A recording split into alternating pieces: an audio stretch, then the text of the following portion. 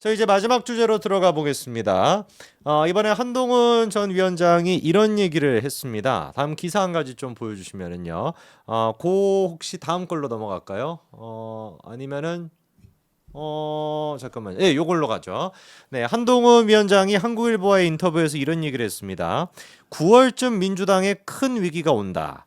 여당이 변해야 이탈층이 올 수 있다라는 것인데 다음 기사 바로 또 보여주시면은 검사 탄핵은 이재명 대표의 사법 리스크가 현실화되고 유죄가 예상되면서 나오는 무리수이다. 상식적 민주당 지지층 사이에선 이재명으로 안 된다라는 평가가 나오기 시작할 것이다. 이렇게 얘기했습니다. 아무래도 이 얘기가 이제 그 9월 달에 선거법 재판 같은 경우는 정리가 되고 10월 달에 선고가 또 나오다 보니까 그거를 염두에 놓고 나온 얘기가 아닐까 싶습니다, 교수님. 그러니까 원래 이제 9월 6일 원래 이제 10월에 1심이 나오기 때문에 네네. 10월 유기설이라고 하고 싶었는데 한동훈 네네. 위원장은 근데 그럼 너무 멀게 느껴지니까 9월로 그러니까 두 자리 숫자 한 자리 숫자는 다르잖아. 야. 그래서 9월이라고 한 겁니다.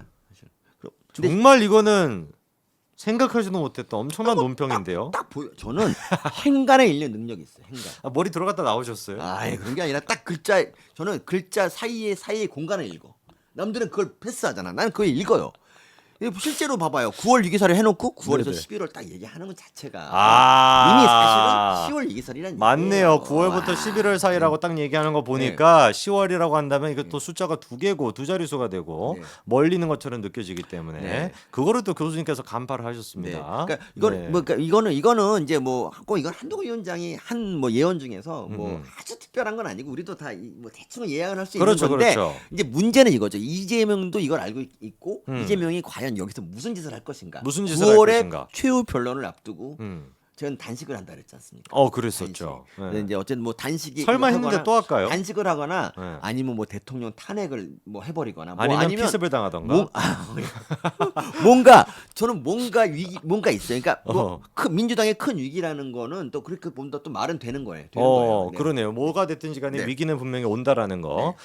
그리고 이제 그 이재명 대표가 이런 식으로 검사 탄핵까지 한 게 무리수다. 그러니까 네. 자기 어떤 사법 리스크의 최정점을 지금 찍었다라는 것인데 이 지금 검사 탄핵에 대해 가지고 역풍이 좀 부는 것 같기는 해요. 검사 내부적으로도 지금 굉장히 시끄럽습니다. 검찰 네, 내부적으로. 그러니까 우리 국민들 뭐 개딸들이야 뭐 그냥 잘 됐다고 뭐 그러겠지만 네. 이게 사실 수사하는 검사들 입장에서는 이거는 진짜 격분할 일이거든요. 그러니까 이런 말도 안 되는 극악무도한 정당이 없었기 때문에 그렇죠. 아마 지금 다들 진짜 벼르고 있을 거예요. 역사상 네. 처음일 것 같아요. 거의 그렇죠.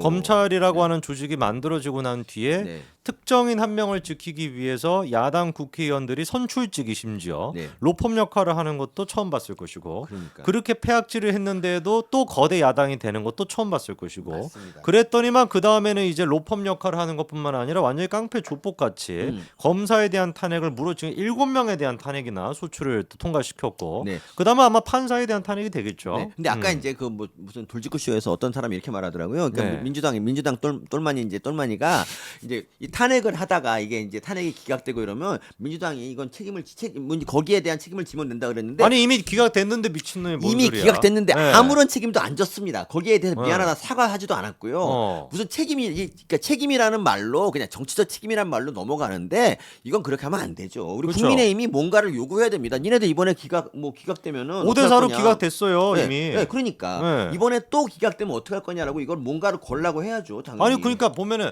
5대 4로 기각이 됐으면 그거 가지고 우리가 역공을 했어야 되는데 맞아요. 그렇지 않습니까? 맞아요. 아니 니들이 그렇게 난리 쳐가지고 검사 탄핵 소추안까지 통과를 시켰는데 헌재 가가지고 기각됐지 않았냐라고 네. 한다면 그거 가지고 우리가 피켓 들고 시위라도 지금 하고 있어야 되는데 그러니까. 아무런 얘기가 국민들 몰라요. 맞습니다. 원래 그러니까 국민들은 3개월 1개월만 지어도 까먹습니다. 그렇습니다. 네. 그러니까 어쨌든 간에 그 검사 두 명이 뭐 탄핵 있는 동안 직무를 못 했잖아요. 그분이 검사 한 명이 한 달에 사건 몇 개 하는 줄 압니까? 50개, 100개를 합니다. 와. 그러면 그만큼의 사건이 해결이 안 됐고 민생에 지장이 있는 거 아닙니까? 그러니까 이거는 당연히 민주당한테 책임을 물어야 되는 겁니다. 그럼요. 그걸로 네. 우리가 공세를 펼 수가 있어야 되는데 네. 지금 또 기가 막힌 게 있는데요. 다음 사진 한 가지 보여주시면 이번에 이제 민주당이 탄핵 소추안 통과시킨 게 4명입니다. 어미준, 박상용, 김영철, 강백신 이렇게 이제 4사람인데 여기서 오늘 저희가 좀 주목해 보려고 하는 사람이 박상용 검사인데요. 네. 박상용 박성현 검사가 바로 이제 쌍방울 이화영의 대북 송금과 관련된 수사를 진행했던 분입니다. 그런데 이 지금 박성현 검사의 탄핵 소추안에 뭐라고 적혀 있냐? 제가 좀 읽어드리겠습니다.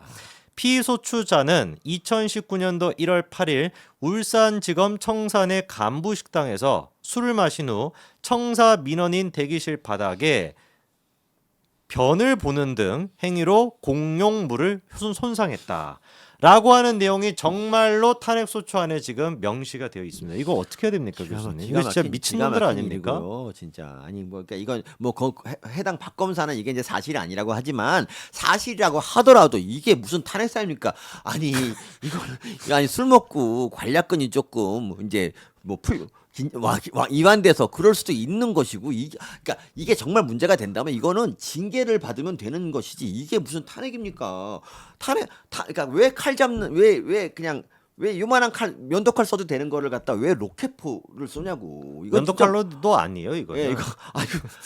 그리고 이거는 2019년에 벌어진 일이고 이게 문제가 되면은 그 당시에 이거는 징계를 하면 되는 거예요. 그런데 그게 그렇죠. 아니고 5년 지난 뒤에 지금 이유가 뭐겠습니까? 당연히 이재명 수사하니까 이런 게 아니면 이런 일을 들춰내겠냐고. 그러니까 이거예요. 정말 비겁하게 과거에 이 사람이 뭔가 추문이 없나 하고 막 뒤진 거 아니야. 그래서 말도 안 되는 그 확인되지도 않은 거를 떠들고 막 이런 거 아닙니까? 맞습니다. 정확하게 교수님 말씀대로 이 얘기가 왜 나왔냐? 이성윤 입에서 제일 처음 나왔습니다. 다음 기사 보여주시면. 참고로 이 기사를 제외하고 대부분의 기사들은 다 삭제가 된 상태인데요. 이성윤이 뭐라고 얘기를 했습니까? 이화영 수사검사, 이 수사검사가 바로 아까 전에 박상용 검사인데 검찰청서 술 먹고 바닥에 뭘 봤다라고 나와 있죠. 다음 기사 바로 보여주시면은 다음 날 아침은 평일이어서 회의가 열렸는데 어떤 검사가 왜 X를 싸고 X라리야라고 하니 다른 검사는 나는 X 싼 적 없다고 하는 등 공적인 회의 시간에 촌극이 벌어졌다. 검사장이 총무과 직원을 불러 함구를 지시했고 어떤 부장검사가 환경미화원에 현금을 주는 등 겨우 수습했다고 한다라는 거는 일단 이성윤의 뇌피셜이고요. 그리고 뭐라고 나와 있냐? 뭐라 읽을 수가 없네요. 그거의 네. 주인공으로 지목된 검사가 카카오톡에 저 아니에요 크크크란 프로필을 올렸다고 한다. 이 의원은 이런 걸 보면 이 의혹은 어느 정도 사실인 것으로 받는다. 저는 너무 소름이 끼친 게 이성윤이가 여러분 서울중앙지검장이었습니다. 맞아요. 우리나라 검사 조직 중에 검찰 조직 중에 제일 중요한 것이 서울중앙지검이죠. 전국에 있는 사건이 다 오고 사실상 다 컨트롤 타워 역할을 하거든요. 거기 지검장이었던 사람이 이성윤인데 이성윤의 지금 지능 수준이 이 지금 의혹에 대해 가지고 사실이라고 판단하는 근거가 뭐라는 거예요? 관련된 지금 검사님이 자기 프로필에다가 저 아니요 크크크라고 써놨다라고 하더라를 가지고 이 의혹은 어느 정도 사실인 것으로 판단. 이딴 지능을 가지고 어떻게 서울중앙지검장을 해가지고 수사를 했던 겁니까? 그래서 거기서 정권의 개노릇만 실제로 했고요. 그러니까 아니 뭐 진짜 거짓말 아니라 울산시장 기소 못하게 방해했고 그렇죠. 최강욱도 방해하고 이런 놈이고요. 그러니까 이런 식이면은 뭐 술 먹고 오바이트 하면 탄핵인가? 그러겠네 뭐 진짜. 맞네요 생각해 아니 보니까. 진짜 헌법재판소가 그렇죠. 자괴감 들지 않겠습니까? 할 일이 많은 곳입니다. 얼마나 헌법 소원 내는 사람이 얼마나 많은데 그런데 그럼요. 이런 것까지 헌법 소원 내서 헌법재판소를 괴롭혀야 되는지 참 황당합니다 진짜. 참 진짜 언제까지 이런 더러운 짓거리란 더러운 얘기 진짜 논평하기도 싫어요. 그러니까 전주을 주민들은 이런 네. 분을 국회로 보냈다는 거. 그러니까 정치검사를 국회로 보내서 이 꼴을 만들었다. 좀 투표 좀 잘하시면 좋겠습니다 저는. 하다가 이제는 정치평론에서 변 이런 얘기까지도 나옵니다. 이제 부산에 대변학 있다니까 진짜로 정말 있어요. 저도 깜짝 놀라서 처음 갔을 때 거기 회가 맛있어요. 저도 놀랍네요. 아니 지금 알았지 대변학. 네. 여러분 대변학 회가 진짜 맛있습니다. 정말. 알겠습니다. 그 이름에 좌우될 건 아닙니다. 진짜. 네, 알겠습니다. 왜 자꾸 안 믿지?